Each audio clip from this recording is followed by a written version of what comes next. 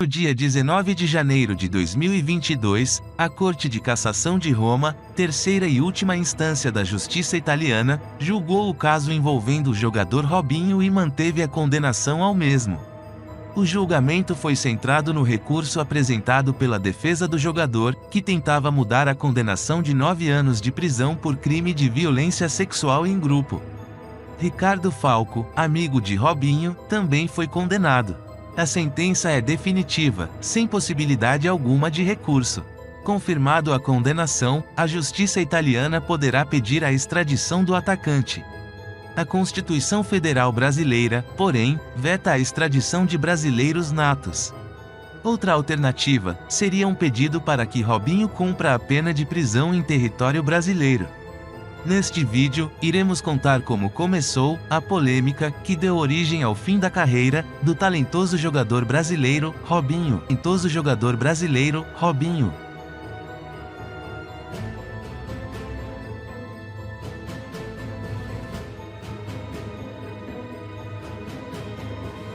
O caso aconteceu na cidade de Milão, em Itália, na boate Sil Café, durante a madrugada do dia 22 de janeiro de 2013.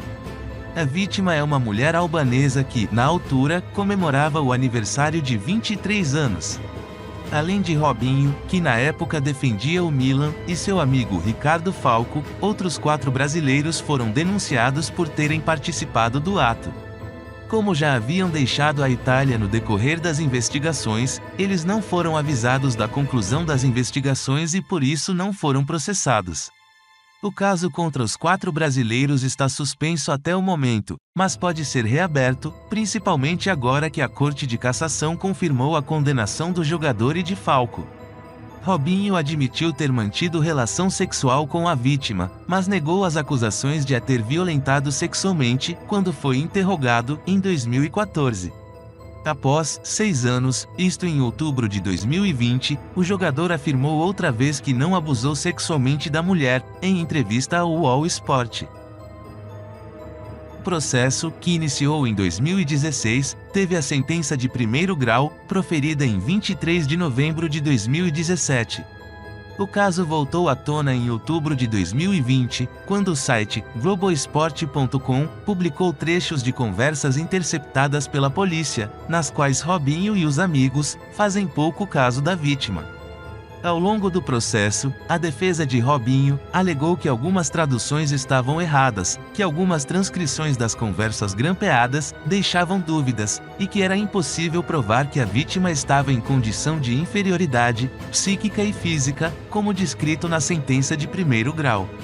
Mesmo assim, em dezembro de 2020, a Corte de Apelação de Milão, segunda instância da justiça italiana, em audiência única, confirmou a condenação do atacante de Falco a 9 anos de prisão. De acordo com a juíza italiana, Francesca Vitali, que presidiu o julgamento em segunda instância, a vítima foi humilhada e usada, pelo jogador e seus amigos, para satisfazer seus desejos sexuais. A defesa do brasileiro, então, fez o apelo à Corte de Cassação, a terceira e última instância italiana, mas teve o recurso rejeitado.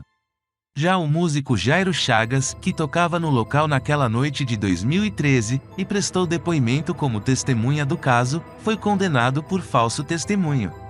Jairo negou ter visto o crime, mas nas conversas interceptadas, ele falou com o atacante sobre o que aconteceu naquela madrugada. Ele fez um acordo com a justiça para prestar serviço comunitário numa casa de repouso de idosos em Milão.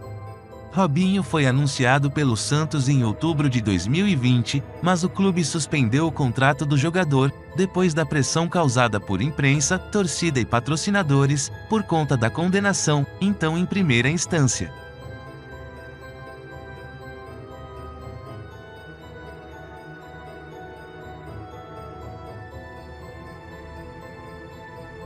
Aos 37 anos, Robinho não joga profissionalmente desde 2020, quando deixou o futebol turco. O atacante tentou um retorno ao Santos naquele mesmo ano, mas o acordo foi suspenso após pressão contrária de torcida, imprensa e patrocinadores. Com a condenação em definitivo, fica cada vez mais improvável um retorno de Robinho aos campos. Será este o fim da carreira de Robinho? Só o tempo e a justiça darão resposta a esta questão.